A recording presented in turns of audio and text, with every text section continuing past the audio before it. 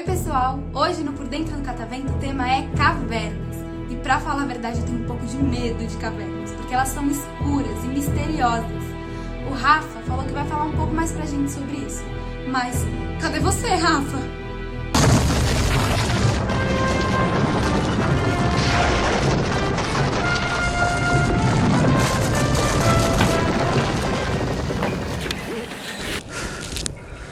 Pessoal, meu nome é Rafael, vim falar com vocês hoje, mais um Por Dentro do Catavento, falar com vocês sobre as cavernas. A gente tem uma caverna aqui bem legal. Você que nunca foi numa caverna, nunca teve essa oportunidade, aqui no museu a gente tem uma caverna. E por que será que no Museu de Ciências a gente tem uma caverna aqui no nosso ambiente, certo? Porque as cavernas têm uma importância muito grande para entender um pouco da nossa história, da história do ser humano e da história do nosso planeta, certo? Então tem muita coisa legal que a gente pode aprender estudando uma caverna. Vem comigo aqui. Então a primeira coisa que a gente vai aprender aqui é como essas cavernas são formadas, certo? Então a maneira mais comum de se formar uma caverna é quando essas rochas aqui são feitas de uma rocha sedimentar, que a gente explicou no outro vídeo lá do Por Dentro no Catavento, certo? Se vocês quiserem dar uma olhada lá para vocês entenderem como se forma uma rocha sedimentar. Então, desde quando a gente é criança, a gente aprende aquele ditado: da água mole em pedra dura, tanto bate até que fura. Isso é verdade. Mas para formar uma caverna ocorre uma coisa um pouquinho diferente, ocorre uma reação química. Então a água, conforme ela vai descendo, a água da chuva mesmo, conforme ela vai descendo até ela chegar no chão, ela entra em contato com um gás, certo? Que está no ar aqui o tempo todo, que é o gás carbônico. Então quando ela entra em contato com esse ar, o que acontece? Essa água fica um pouco ácida. Os ácidos eles estão presentes na nossa vida, né? Por exemplo, a gente coloca ácido para comer uma salada, a gente coloca lá o vinagre, que é um ácido acético. Então, o ácido mais ou menos desse tipo é formado quando a água vai caindo. E essa água ácida, ela dissolve a rocha, então ela desmancha essa rocha. Conforme isso vai acontecendo ao longo de milhares, milhões de anos, esse buraco vai ficando cada vez maior, né? Essa água vai cavando um buraco cada vez maior até formar aquilo que a gente chama de caverna. Pessoal, então é o seguinte, conforme essa água vai carregando, né, essa rocha, ela está dissolvida ali na água. Concordam que uma hora a gente vai formar a caverna, né, certo? Então uma hora vai ter um teto e um chão nessa caverna. Então lá no teto, essas gotinhas vão se acumulando, então ficam umas gotinhas de água lá. E quando essas gotinhas elas param lá em cima, o que acontece? Essa rocha que foi dissolvida, né, ali na água, ela fica sólida de novo, né, ela cristaliza de novo. Então, aos poucos, ao longo de milhares de anos que isso vai acontecendo, essencialmente nas cavernas sedimentares que a gente falou, essas cavernas elas vão surgindo nelas algumas formações bem curiosas, né? Tem todo um estudo em cima disso, em cima das formações dessas cavernas, dos animais, enfim, isso se chama espeleologia, tá? Essencialmente o estudo em relação a essas formações dentro dessas cavernas. Então, a formação que acontece, mais comum, que acontece no teto dela, a gente chama de estalactite, né? Então ela vai se acumulando lá em cima, até que ela forma essa estalactite lá em cima.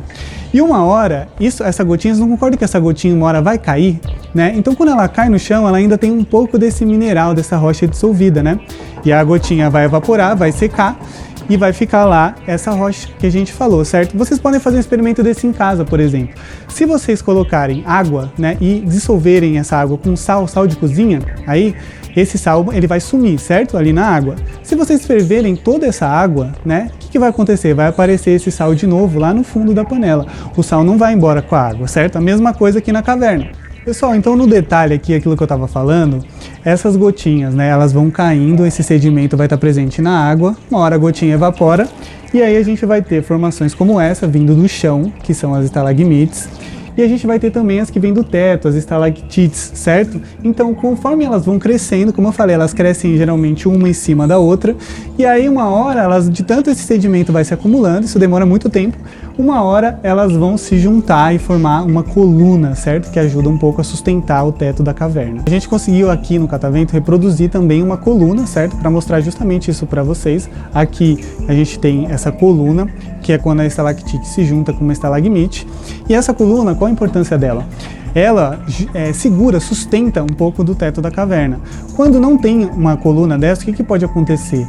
Uma parte do teto pode desabar. E a gente vai observar a formação de uma dolina, que é esse buraco que eu vou mostrar para vocês agora. Pessoal, então como eu tinha falado para vocês da dolina, que é esse buraco, né, lá no teto da caverna, conforme a gente entra numa caverna, a gente não vai ver plantas, certo? Porque o que a gente precisa para uma planta? A gente precisa de água que tem na caverna, a gente precisa de gás carbônico e a gente precisa de luz, certo? Então, dentro da caverna, geralmente não vai ter essa luz, então a gente não observa plantas. Mas na dolina, nesse buraco, né, acaba entrando um pouco de luz. Então, lá no teto, a gente consegue ver nesse buraco, né, nessa dolina, a gente consegue ver algumas plantas, um pouco de vegetação, porque ali entra um pouco de luz solar, como a gente mostra aqui, certo?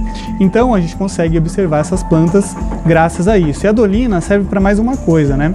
Como nós temos alguns animais que vivem dentro da caverna, que a gente vai falar isso, né, a dolina serve justamente para isso, para a entrada desses animais, então uma entrada de matéria orgânica que sustenta um pouco do ecossistema dentro da caverna, tá bom? Então ela também tem essa importância. Então é importante para uma caverna ter algumas dolinas, ter alguns buracos lá, isso muda um pouco o ambiente dentro da caverna. É normal que isso aconteça e tenha a sua importância também.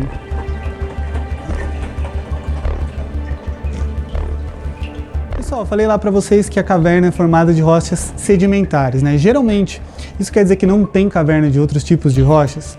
Não é verdade, tem sim. Por exemplo, se a gente tem uma formação rochosa ali na frente do mar, né, e aquele mar agitado, as ondas vão batendo, a gente pode formar uma caverna ali que não seja de rocha sedimentar. Então, pela erosão, certo? O vento, a água vai batendo até que cava essa rocha. Quando isso acontece, geralmente essas rochas que não são sedimentares, né, e a gente forma a caverna desse jeito, geralmente a gente não tem essas formações aqui que a gente falou para vocês, tá? Não tem estalactites, não tem estalagmites, geralmente é só um buraco mesmo lá que essa água forma, ok? Pessoal, então vamos falar um pouquinho da vida na caverna. Será que tem vida dentro da caverna? Um ambiente desse, todo escuro, né? Cheio de água. Tem vida sim, né? Então, a gente vai observar alguns animais que vivem dentro da caverna, por exemplo, os troglóbios. Eles não possuem pigmentação, eles possuem uma visão atrofiada ou não têm visão nenhuma. Mas pessoal, será que isso foi decisivo para a sobrevivência deles? Então eles estão ali num ambiente escuro, né? Então o fato deles não terem pigmentação, não enxergarem, isso não fez com que eles fossem comidos por algum predador e tudo mais. Então eles acabaram ficando nesses ambientes, sobrevivendo nesses ambientes. Se eles estivessem num ambiente com luz, com outros predadores, provavelmente eles não estariam aqui. Então são animais que conseguem viver totalmente, ter sua vida completa dentro de uma caverna, num lugar que não tem luz. Pessoal, e quando a gente pensa em caverna, qual animal que vem automaticamente na nossa cabeça? Os morcegos, certo? Os morcegos, eles vivem parcialmente dentro da caverna, eles não ficam lá o tempo inteiro, então eles saem muitas vezes para conseguir comida, mas são animais que conseguem viver ali dentro muito bem, eles conseguem se locomover lá dentro no escuro. Como será que eles fazem isso, né? Sem luz? E os morcegos, eles se locomovem através de um método que a gente chama, no meio que a gente chama de ecolocalização. Então eles emitem um som e esse som se propaga pela caverna, pelas rochas. Conforme ele bate em algum lugar, ele volta para o morcego e ele sabe que ali tem alguma coisa que ele não pode ir direto, ele vai de cabeça ali, senão ele vai se machucar e tudo mais, como as estalactites, as estalagmites, as colunas que a gente mostrou. Então ele se locomove fazendo um barulho, né? Então quando você entra numa caverna que tem morcego, e muito morcego, você vai ficar ouvindo esse barulhinho deles, que é a maneira que eles estão enxergando aquele ambiente, né? A gente não precisa enxergar somente com os olhos, a gente consegue enxergar de diversas formas. Então o morcego usa essa forma, usa o som para conseguir enxergar e se locomover. Um exemplo prático, né, daquilo que a gente estava falando. Se o morcego ele emite o som, ele está aqui nessa parede, então ele emite o som. Esse som vai bater nessa estalactite, certo? Uma parte dessas ondas vão bater aqui e voltar para ele. Então ele sabe que ele não pode vir aqui, né? E senão ele vai bater nessa estalagmite e ele vai se machucar. Então ele vai vir mais devagarinho, de repente até para pousar nela, certo? E os morcegos, pessoal, tem mais uma coisa interessante deles, né? Porque eles sustentam uma parte dessa vida na caverna. Como, né? Eles se alimentam fora, geralmente, né? Então eles vão lá, os morcegos, eles podem ser hematófagos, se alimentar de sangue, eles podem se alimentar de frutas, tem várias espécies, né? Ele vai se alimenta no ambiente fora, no ambiente que tem matéria orgânica, e ele volta para a caverna. Quando ele volta para a caverna, ele vai fazer o cocôzinho dele lá dentro da caverna. Então ele traz matéria orgânica, e esse cocôzinho dele sustenta outros animais, insetos que vivem lá dentro. Então ele é importantíssimo para sustentar essa cadeia alimentar dentro da caverna, que ocorre lá dentro da caverna. Então, já que a gente está falando da vida aqui dentro, todo mundo já ouviu falar dos homens nas cavernas, certo? Então o ser humano, uma época da história do ser humano, ele viveu aqui dentro, certo? Por quê? Porque a caverna é um ambiente que protegia ele das chuvas, protegia ele dos ventos, da neve, enfim, de uma série de coisas que acontecem lá fora. Então o ser humano conseguia, dos animais, então o ser humano conseguia se proteger aqui dentro, né? Então ele viveu aqui dentro. E aí ele escreveu, desenhou, contou um pouco dessa história dele, ele deixou registrado na parede dessas cavernas. Então hoje em dia a gente consegue encontrar e entender um pouco de como esses seres humanos viviam lá dentro, ok? E outra coisa também, nós encontramos, imaginem pessoal, a gente mostrou a dolina, a gente mostrou aquele buraco. Vocês imaginam que alguns animais podem cair na caverna acidentalmente, podem descer aqui e não conseguir subir. Então, esse ambiente da caverna, esse ambiente isolado, né, ele conseguiu preservar alguns fósseis perfeitamente de grandes animais que viveram no Brasil há 10, 15, 20 mil anos atrás, que a gente chama de megafauna. Inclusive, pessoal, se vocês quiserem, se vocês se interessarem por esse assunto, esse seria um tema legal da gente fazer aqui no Por Dentro do Catavento. Deixa seus comentários, deixa suas dúvidas, o que você quer saber sobre a megafauna, quais foram esses animais que viveram aqui no Brasil, que eram assim tão grandes e que hoje a gente sabe porque a gente encontrou fósseis deles aqui no nosso território. Pessoal, então a gente tem aqui no Museu Catavento essa reprodução, né? A reprodução de uma caverna, mas no Brasil existem milhares de cavernas registradas já. Tem um parque aqui em São Paulo, né? O PETAR, o Parque Estadual Turístico do Alto do Ribeira, que tem várias cavernas, tem os guias lá para mostrar para vocês. Então eles relacionam isso, essa questão da natureza, falam de sustentabilidade, falam da importância. Tudo que a gente falou aqui eles falam lá, só que eles falam com uma caverna mesmo, uma caverna de verdade, várias cavernas na verdade. Então vocês vão conseguir observar todas essas formações que a gente falou aqui num ambiente natural, num ambiente verdadeiro. Então visitem esses parques, certo? Vamos conhecer um pouco do que tem no Brasil, nos parques estaduais, os parques federais. A gente tem muita coisa bonita, muita natureza, muita gente trabalhando nisso para mostrar, para ensinar para vocês ter essa relação, essa conexão com a natureza, que é importantíssimo para a gente entender um pouco do nosso ambiente, principalmente para preservá-lo, certo? Para a gente não deixar nada disso sumir com a nossa ação, com a ação do homem. Então, pessoal, fico por aqui.